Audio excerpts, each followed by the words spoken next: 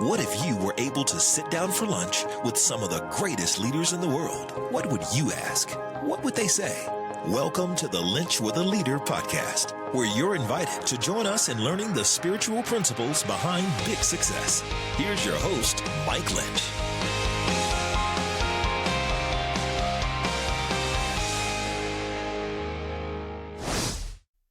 You become great by being good for a long time. That's what we're going to talk about on this episode of Linch with a Leader. If I've never met you before, my name is Mike, and it is an honor to welcome you into this leadership journey, as we're all seeking to be the leaders that we were created to be in the spaces and places that God has put us. Well, welcome to episode 227. We are off to a great start here in the year 25. Already heard from Coach Keith Madison. We've heard from Brian Dodd. And today you get to hear from one of my favorite people who challenges me, inspires me, but not just me, thousands and thousands of others. And his name is Clint Hurdle. Clint Hurdle spent years in Major League Baseball. He's been in Major League Baseball for 50 years as a player, a coach, a manager, now and a special assistant to the GM of the Colorado Rockies. He is one of the voices that speaks to all levels of baseball.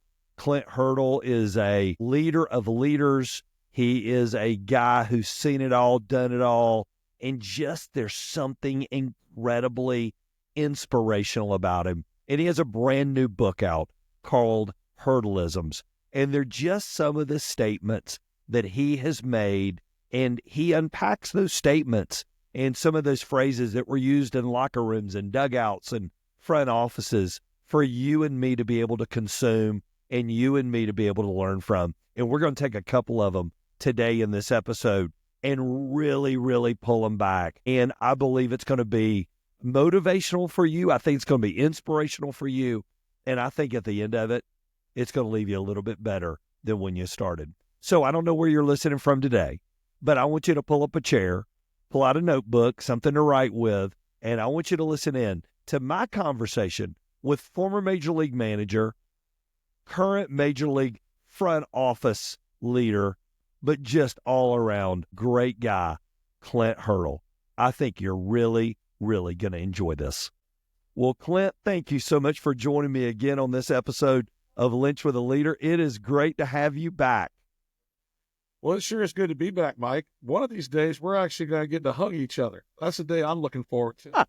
That is the truth. You know, it's so funny. I had Coach Madison on last week, and the first time I had him on, I didn't know him at all. First time I had you on, I think we got connected, but I don't think we had ever had a conversation outside the call. Now I get to see you most every Monday in our Scouts Coaches Bible study, and you have become such a big voice in so many coaches' lives. And you're like Coach Madison. When you speak up, man, they listen. Why do you have a passion for young coaches and people that are just getting in the game of baseball? Why is that such a passion for you? Well, I believe I've been given a platform in which to share experience, strength, and hope through the lessons learned. There's people to this day that would argue with you. They have no idea how I got 17 years as a manager in the major leagues. And rightfully so in a lot of cases. With the transformation that I've gone through from where I was when I first walked in the professional game at the age of 17 to where I am now 50 years, I've seen so much. I've been a part of so much good. I've been a part of so much hard. I've seen relationships built, and I've seen relationships torn apart. And I'm just trying to be a conduit, a guide on the side, a GPS that, hey, have you thought about this? Hey, I see you looking at it that way. There may be another way. Just give this a peek. I don't tell them what to do. Nobody wants to be told what to do. I just try and share the lessons that I learned the hard way, and not to give them a shortcut, but to just let them know that what they're struggling with or the place they're in right now, it seems so hard. So many others have been there, so you're not alone, number one. And number two, if you can learn to reach for help, it will become a superpower. That's so good. That is so good. You know, you spoke last week at the ABCA, huge convention here that just happened in Washington, D.C. Man, if you had spoken of that 20 years ago, I know you had a faith that was active in your life. Your faith, I think just watching the evolution as we've gotten to know each other through the years, your faith seems like it means more to you now than it's ever meant. How is your walk with Jesus driving so much of who Clint Hurdle is today? I think it's been surrender.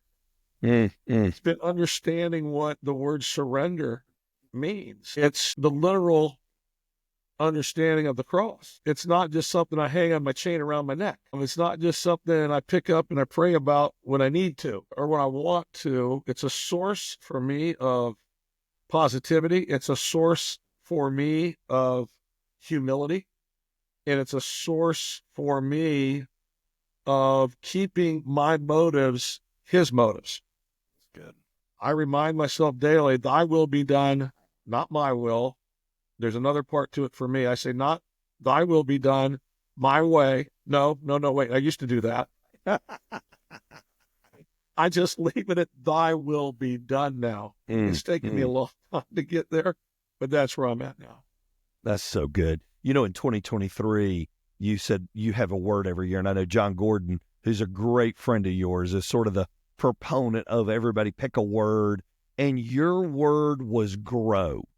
What has that done in your life to have a word like grow? Man, you're in a season in your life, people would go, man, he's at the pinnacle. He's been a major league manager. He's working in the front office of a major league organization. He's known by everybody in the game of baseball. Why is growing still important to you? If you're growing, you're living. And I think if you stop growing, you're starting to settle and you're kind of headed the other direction, which isn't living. It's getting closer to dying. That's good. And it's not about having tremendous impact or having tremendous influence. It's about learning.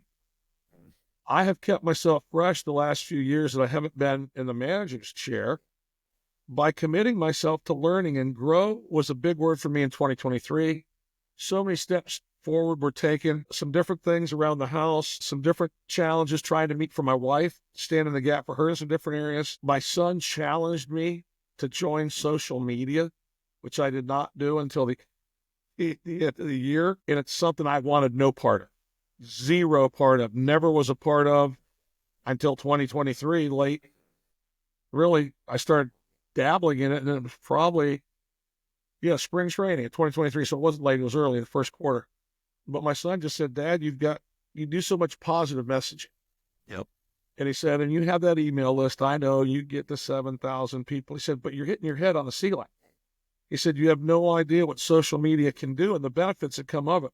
So we had a long conversation. And I reached out to some friends, the pros and the cons, how to and how not to, what to engage in, what to leave alone. And I slowly started working into it. But that was a big step of growth. The biggest step of growth, though, came with trying to co-author a book. And you may know a little bit, when you co-author a book, if you're the other guy, not the writer, you don't do with all the heavy lifting.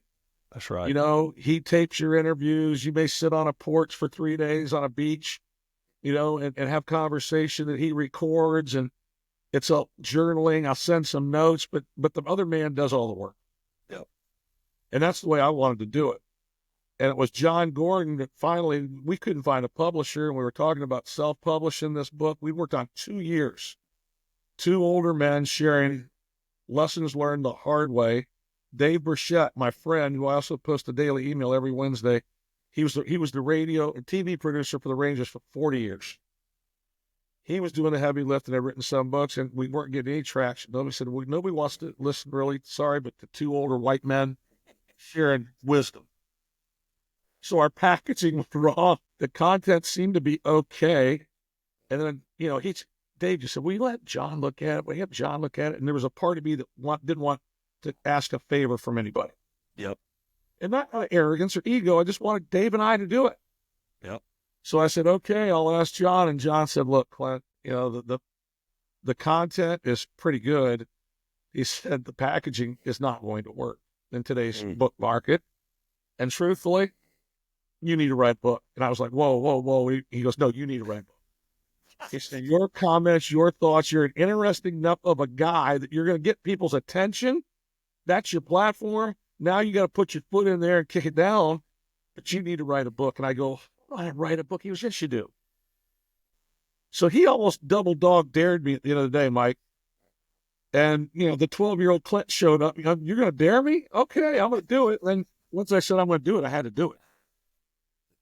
9 months later, to this day, I'll tell people there was days I hated writing, but I sure am glad to have written and got things down, thoughts and experiences down on paper. So growth was real, and I made it real, and I still hold on to it today, that I need to have awareness of the people that are around me, the people that God puts into my life.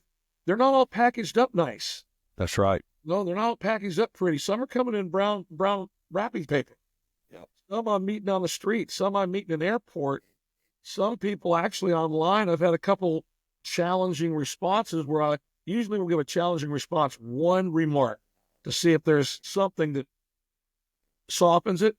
And I've actually developed a couple of very positive relationships from people I normally would have, I'd have flipped them off mentally, or I would have just blocked them or whatever. Yep.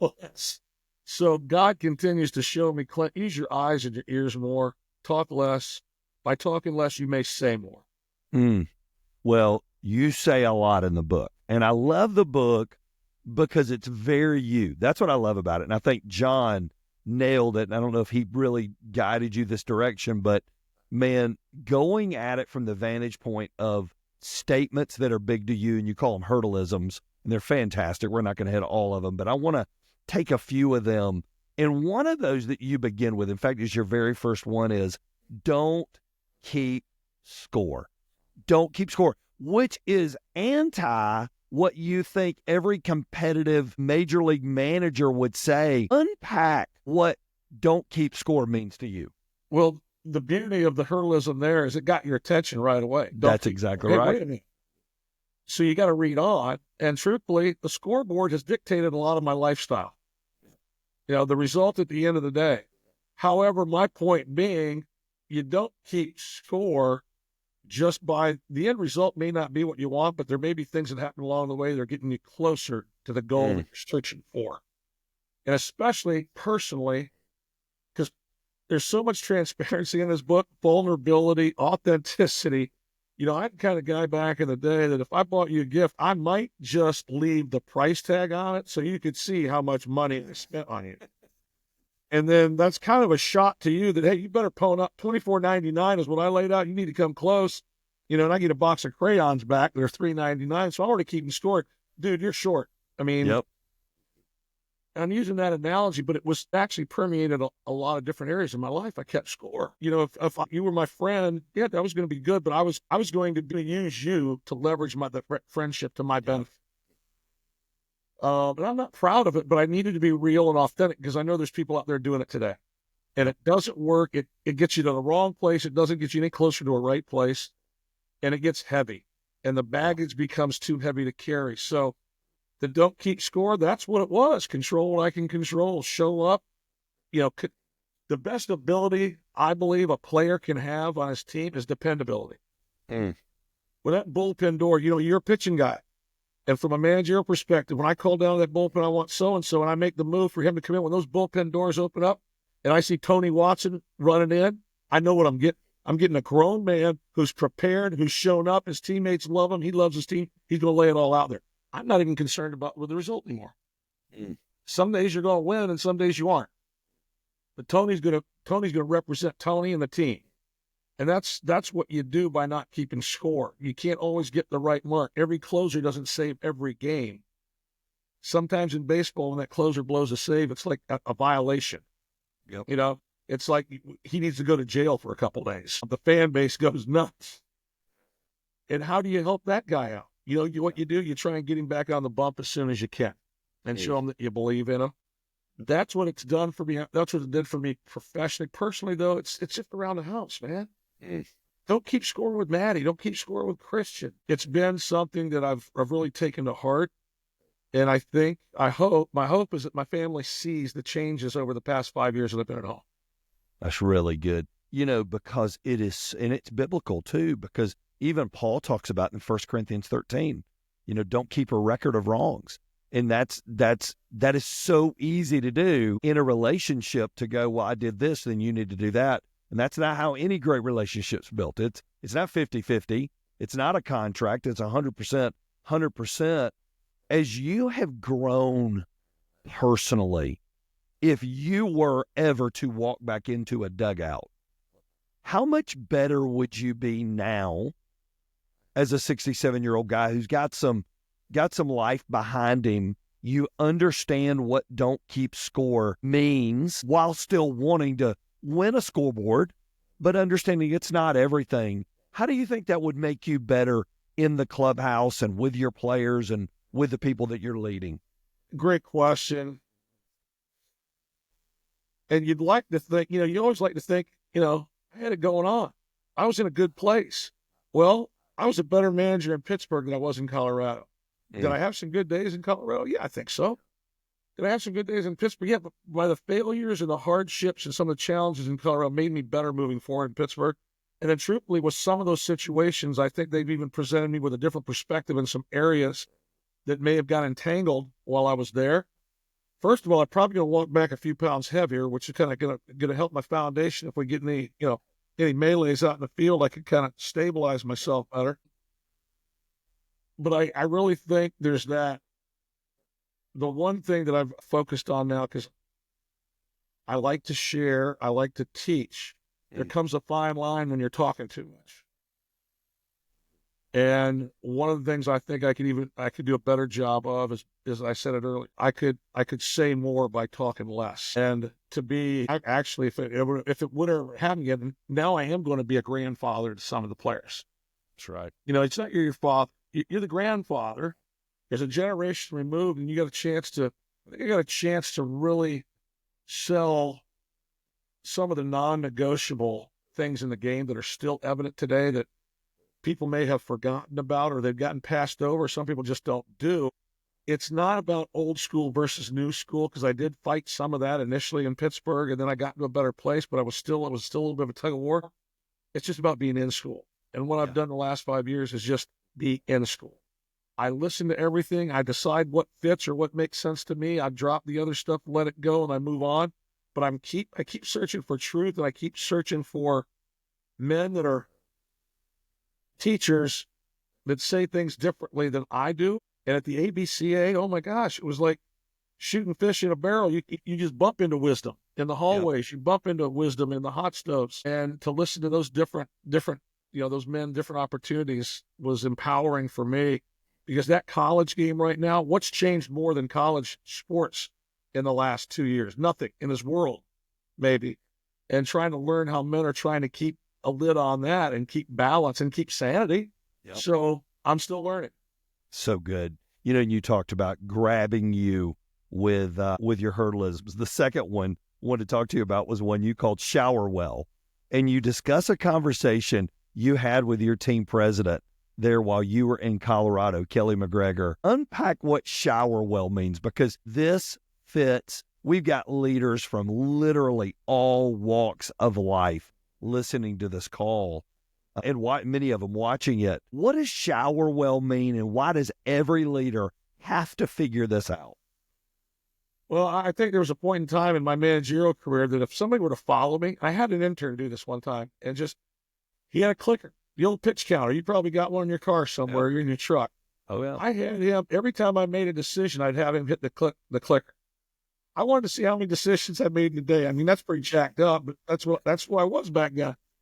And at about 6 o'clock, before I was just going to kind of slow down quiet time before I go to the day, I pulled the intern. I said, how many decisions have I made today? He says, 212. Holy moly.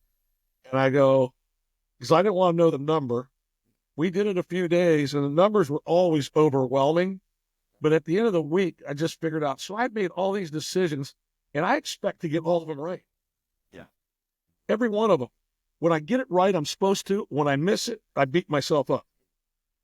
And if I don't beat myself up, I'm definitely going to carry it with me throughout the rest of the day. And it's going to be the last thing I unpack at night, or I'm thinking about it on the way home. Yep.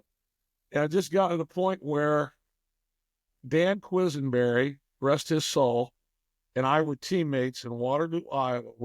He was throwing 3/4 at that time. I don't know if you ever heard the name Quist, Oh, but he ended yeah, up know being him well. the elite reliever. He was a knuckle scraper. Yep. But he started here. He was terrible. My first half season was terrible. We would get in the shower at the end of the night, look at each other and go, hope it gets better tomorrow. Yeah, let's just wash today off. And we kept saying, wash today off. Wash today off. And from that point on, it became shower well. Just shower well. Get everything off of you that you've carried today, that you've picked up, that you've dropped, that you've kicked. The good stuff, the hard stuff, the bad stuff. Let it go down the drain. Because when you walk through that door, you're going someplace else. And when you go there, you need to be there. It's home, it's your wife, it's your kids. They don't want to hear about, the missed cutoff. They don't want to hear about the botched rundown play. They don't want to hear about the bunt. But man, shower it off, get rid of it, and be fresh for tomorrow because another day's coming. That's right. How do you do that and still learn from the mistake that maybe was made that you had to shower off? How do you balance those two things out? Well, I revisit it the next day, and I'll ask my coaches, could we have done it a better way? Is there something I missed? And I'll usually bring the player that was involved in it into a safe situation and say, hey, what were you feeling? What was your decision making? And they'll tell you whatever had happened. Then I'll say, okay, let's look at video. And sometimes when they see that video, they're like, oh my gosh, I can see where you're coming. That doesn't look like I had any intent to move the runner over from second. My body language was so loud. I can tell you I was trying to move him over. You can't even hear my words. Yep. So just to get him in that safe space, and here's what I saw, because as a player, you don't see yourself. As a coach, you don't see yourself. As a manager, you don't see yourself. Good. And I needed people in my life, at some point we may talk about that, but I needed people, truth tellers, whether it's my Mount Rushmore, whether it's my posse, that people will speak truth to me, and then we'll get past the title that I'm the manager, and it'll just be Mike and Clint talking. Because Mike's going to give me better information than Mike talking to Clint, the manager. That's right. So that would be the way I would kind of try and pick up on the failures or the lack of success. And sometimes every player I've had, we had this conversation at the question and answer. LaTroy Hawkins came down and wanted to hear me speak again. LaTroy pitched for me in Colorado. He's a well-known major league pitcher. Maybe, 700 appearances. Who knows how many. But the question came up. I said, as a player, or what better behavior can your coach or manager model when he comes in after a tough game and some things haven't worked out and some managerial decisions haven't worked out? Players know it. And you come in after the game and say, hey, you know what, guys? I want to tell you first and foremost, I can't tell you how proud I am of your effort. Your grit, your guts, the way you battled, the way you played. Thank you. And now I'm here to apologize because I made about 3 or 4 decisions that absolutely kicked the bucket down the road, man. It's on me. So hopefully you'll go home tonight. Just go home. You got no responsibility with this loss. I'm wearing this one. Let's move on together. I did that every year. It doesn't always happen, but I think it shows the players you're real, you're authentic, you're human. You're going to own it when you go wrong because you want them to do the same thing. That's the worst thing you fantastic. can do is I've realized the point of the leadership is teach all these leadership characteristics, but then they watch your behavior and it's not matching up to what you're trying to teach them to become or to grow into. I was teaching a group or leading a group of college presidents and school superintendents this morning on a Zoom call, and we're reading a book, and Jim Collins had a quote in there, and he said, every leader has to master looking out the window to give credit and looking in the mirror to take blame. And that's exactly what you're talking about. It's that ability to go, that's on me, but man, if it went great, that's on you guys. You guys made the decision. And I love showering well because every day is full of good decisions and bad decisions. And if you keep carrying them over, you're just destroying any quality of life that you have. And it's not going to do you any good to keep score because, I made 7 good decisions, but I made 3 bad ones. Well, those 3 bad ones could have been cataclysmic. That's exactly right. I've shared with people for years, one of the slipperiest decisions of any manager is a pitch and change. Yeah. Because if you take him out, the next guy's got to give up no runs. That's it. If the guy gives up any runs, it's a wrong decision. The case closed. Yep. So I came up with a retort for the press because, well, what were you thinking when you took out so-and-so? At the point of the time, I said at the time I made the decision, 100% on board, 100% accurate, still believe that. 4 pitches later, not so much. Not so accurate, not sure it was a good decision. But the time I made it, man, I was all over it. All over it. And that's the story of life, man.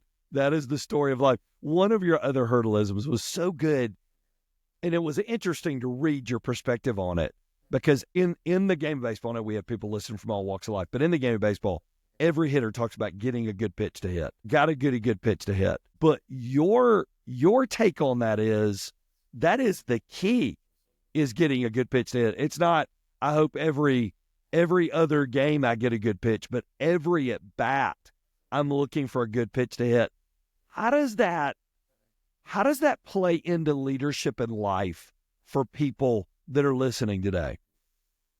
There's so many different aspects to it. There's so many different layers that I kind of peel back, even going through the book. But, I started learning that lesson from hitters because they rely upon you like you're their blankie. Like Linus carried the blanket around and Charlie Brown all the time, or like a baby has a binky that it suckles on until it gets a little bit older and stronger. They have their at bat. They come back to the hitting coach. Hey, what'd you see? Before video, it was the hitting coach or their teammates. That's right. What'd you see? And you set them down and say, well, here's what I saw. Okay, thanks. They go up the next at bat. Same thing happens. They come back. What'd you see? Too much front side energy. You're in a hurry to hit. There's a lot of anxiety in your body language. Okay. Next at bat. Same thing. It's maddening sometimes. So the thing I said, we're just going to cut to the chase on this because I'm wasting a lot of time. First thing, and Todd Helton he was the one I started doing it with, because he'd come back, want to know A, B, C, and D, football mentality, break it down, and I go, did you get a good pitch to hit? And the first time I said it to him, you could almost see like the locks, the chains. Did I get a good pitch to hit? Sometimes that's the last thing on a hitter's mind when he goes to the ball. That's right. They're worried about their backside, my stance, where are my hands? Oh, the belo's hot. This guy can spin it. No, get a good pitch to hit. Know your hot areas. Look for something in there. So it started working that way.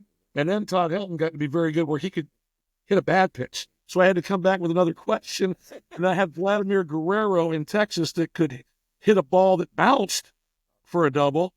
So it didn't play there. But, it's just about getting something that you're good at in life. That's right. For my son, find your passion. My son retired. I talk about it, but my son retired from baseball at the age of 4. And he was a man of his word. He never went back. And he tried karate. He tried tennis. And there were other lessons that he learned there that he shared with me that I speak about. But they didn't stick. And then he got into crew. And crew had some guts to it for Christian. It was the first team sport that he poured into, because the other one's karate and tennis. It's competition, but it's singular. It's solo. And so I was wondering, if things got hard, did he quit because of that, or did he quit because he really wasn't on a team and he didn't have anybody else to lean into? But once he got in that boat and that whole dynamic changed, there's a 1, there's a 2, there's a 4, there's a quad, there's an 8. So that part of it, he found a passion. It's amazing what we will do when we're passionate about something versus what we'll do when, it's okay. And then little did I know, when COVID came around, that he'd really find his passion, what he's doing today. Christian is a pastry chef. Christian wants to become a baker. He's at the Culinary Institute of America. When my boy gets in the kitchen, it's probably like when your boy Casey got on the mound. That's right. The tail's wagging, the heart's beating, the eyes are big. Christian's passion is in the kitchen creating. He's at Aspen right now with his mom because he's going to take his first externship. He's going to go work as a pastry chef and a baker at a boutique hotel in Aspen. Now, life is hard, I know. So I'm going to pray for my son while he's out there. That all goes well. But what an opportunity. I didn't fabricate this. I didn't make this happen. He earned his way on this. His mother's being his mother, though, wants to make sure he onboards well. But to see people that are passionate about it, so getting a good pitch to hit, finding your passion, finding that sweet spot, pouring into it, and then sharing it with others. That's so good. And here's the beautiful part. When you find your sweet spot and you find your pitch to hit, everybody benefits.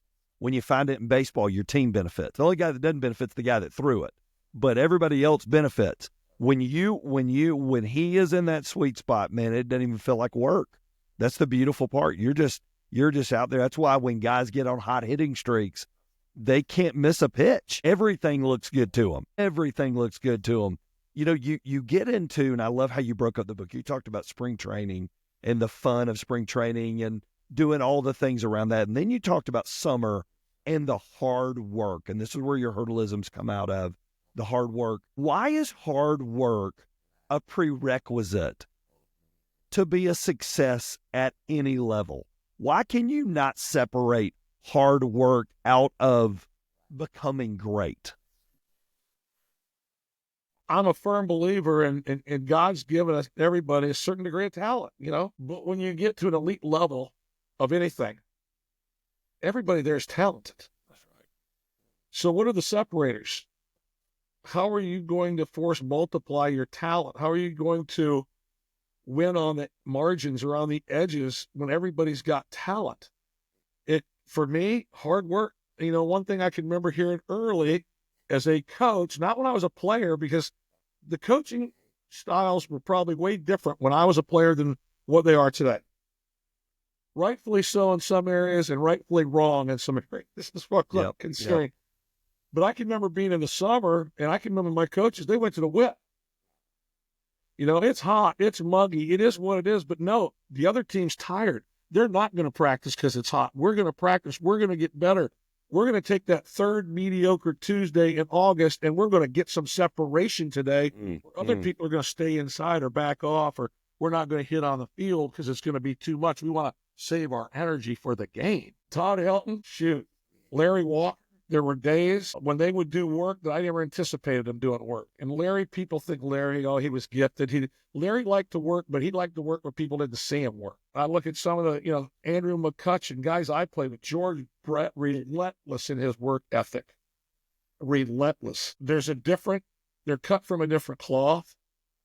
Tired, I think you only get tired when you think about being tired. I know you can overwork, but I really believe in baseball, the way it's structured, you're always going to get a break. You're always going to get a chance to catch your breath. So the hard work, it's a difference maker for me. Yeah. It's doing something that most people aren't willing to do. That's right. To create separation. You made a statement in that chapter so good. Be good today so you can be great tomorrow. That is a phenomenal statement. How now, at this season of your life, do you put that in action? Because it looks very different. You're not walking on a field every day. The scoreboard isn't on every day. How is Clint Hurdle working at being good today so he can be great at this season tomorrow? The biggest power I need to have right now when I go to affiliate, I mean, my eyes need to be working and my ears need to be working because I need to get a feel for who's hurting, who feels disconnected, who feels less than, and try and find a way to grab that kid and pour into him or put an arm around him. Sometimes I share the book. Sometimes it's a hug, arm around the shoulders. Sometimes it's a little smack on the backside. 3-foot difference, timing and presentation mean everything. Some guys, you know, Todd Hilton wanted to be talked to like a football player. I've had some other guys that I had to take into consideration their feelings. I can remember one of my managers, Whitey Herzog, back in the day, I said something about my feelings. He said, son, you don't have any feelings.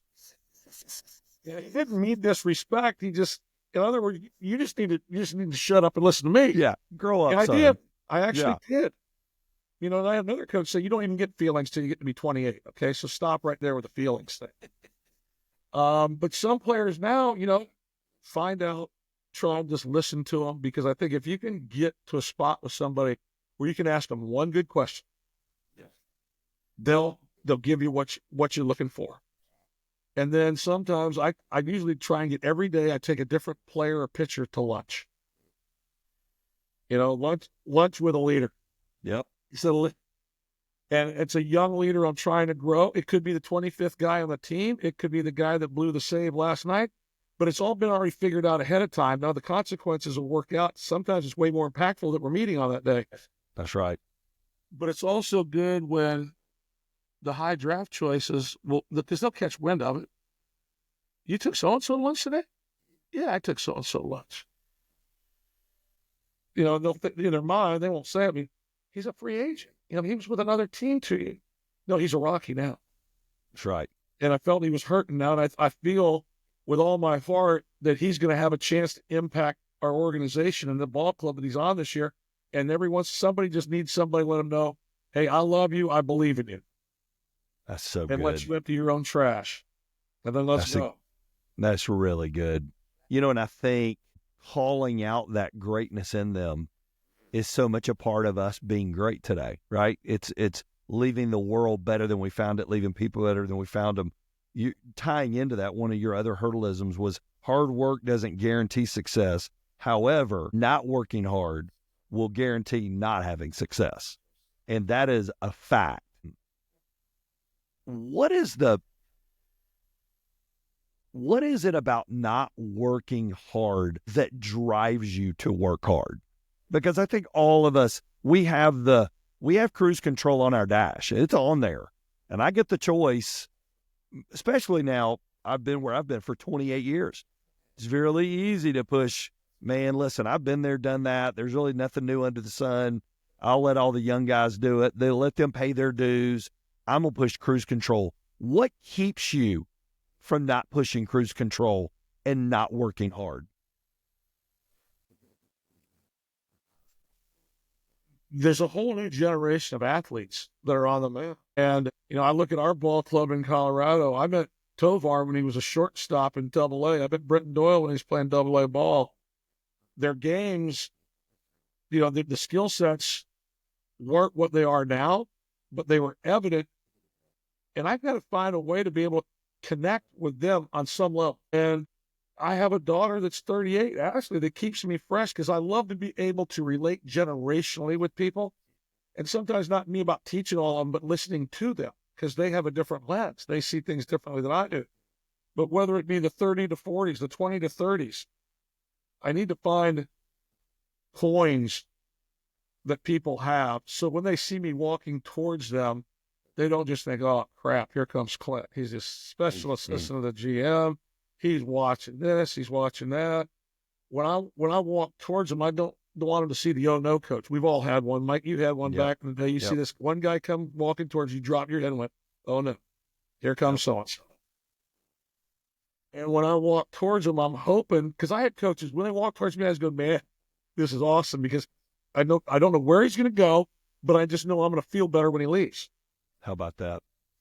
And what better gift can we give other people? And that's by me just staying fresh, staying up on things, getting to know the person. Dad passed when he was 15.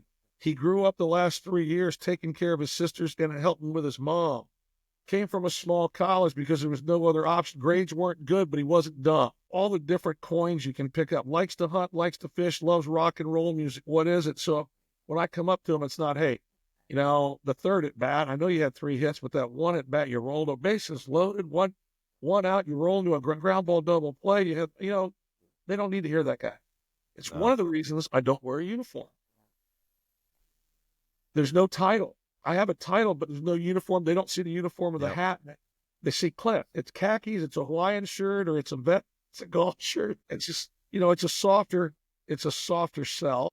But the working hard thing, I continue to tell, there's somebody out there today that's hitting pause. There's somebody out there that's going slow. There's somebody out there that said, I've done enough. I can't do any more. Find some area today to get a little bit better. Keep working.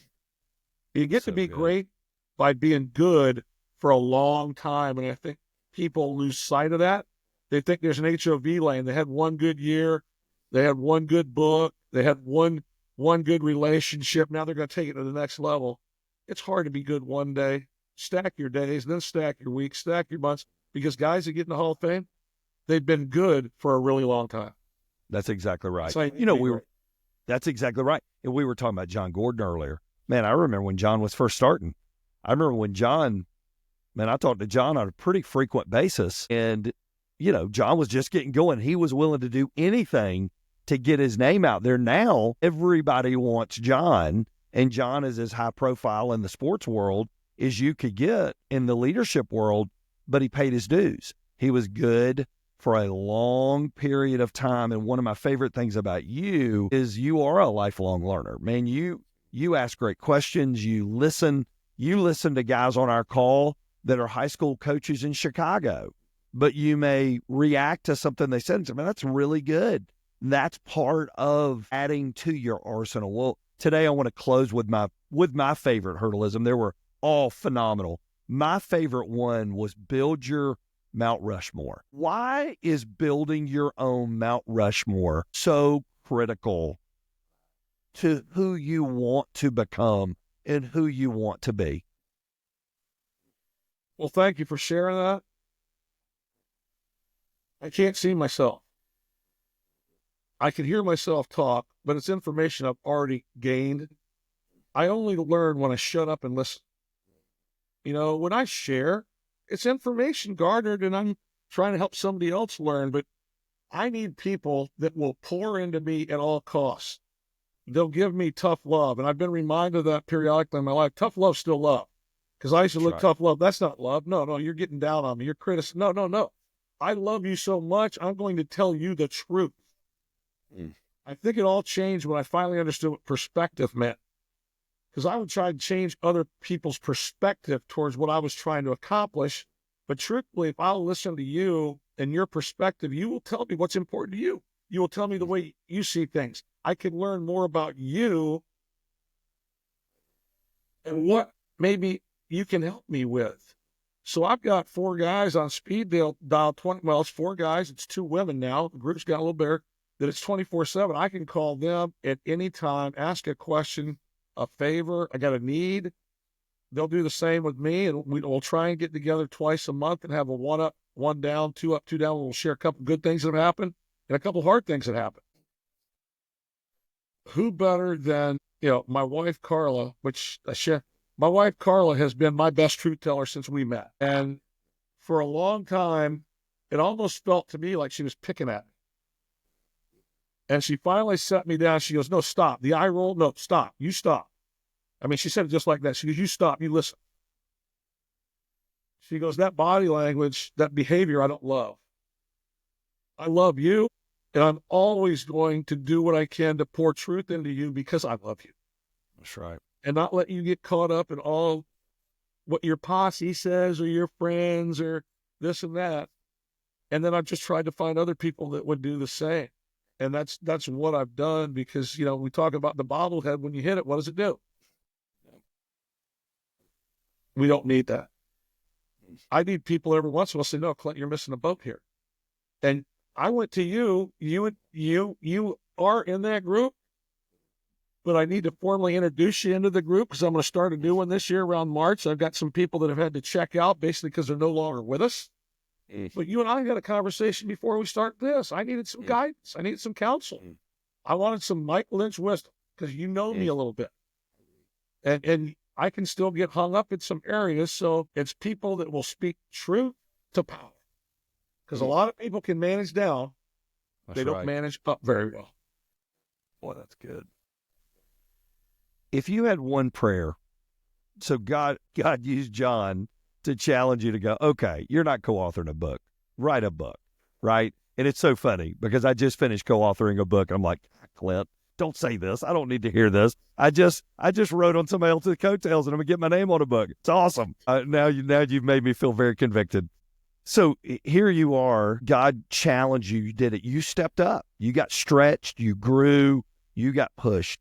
What is your biggest prayer for how God uses hurdleisms in leaders' lives as they take them? And they're very anecdotal. They're very easy to read. They're very easy to apply. What's your biggest prayer on how God uses this?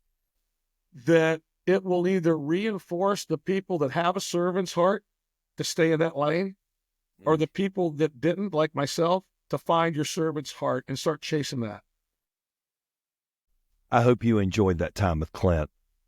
I enjoyed all the hurdleisms. They were hilarious. Some of them were hilarious. Some of them were just incredibly poignant, like wash it off, take a shower, clean it off, get rid of the day. So good. But man, the Mount Rushmore, I tell you what, it's those kind of things that just make me think, who are the people that are on my Mount Rushmore? Who are the people who are the truth tellers in my life? Who are the people that I lean in on when I need to be challenged and when I need to be pushed? I hope you have a Mount Rushmore. We all need it. Well, I hope you'll go to the show notes, click the link for Clint's book, pick up a copy because it is so good. And there's just so much to consume. I could only hit a couple of them. And heck, we were on almost an hour and I barely even scratched the surface of what's in there. So I hope you enjoyed it. Well, if this podcast is something that adds value to your life, share it with your friend. Man, leave a rating and review, subscribe. Those are things that you can do. And yes, they're great. And I love more people being able to listen in. But I love for you to never miss an episode because there's just good ones. Every time we open up with a leader, man, we learn something new, whether we know who they are or not. Well, our next episode, we get to sit down with somebody. You probably will know the name. Her name is Patty Gasso. Patty Gasso is the legendary softball coach at the University of Oklahoma. If there's a national title softball game, Patty Gasso and her team are in it. And it's not an accident. I think it's way beyond recruiting. I think it's way beyond, they have a beautiful facility, which they do, and they recruit really well. I think there's a secret to the sauce, and that's what we're going to be exploring together in episode 228, which is going to release next Monday. So go subscribe. You don't want to miss this. Share these with a friend. Now, here's our job. Let's go implement it. Let's go love God a little bit more. Let's go love people. And let's go live sent and be the leaders that God created us to be in the spaces and places He put us in. Have a great day, everybody. Thank you for listening to the Linch with a Leader podcast with your host, Mike Linch. If you enjoyed this episode, you can help more people hear it by subscribing and leaving a review wherever you may be listening. For full episode notes and more spiritual leadership resources, visit MikeLynch.com.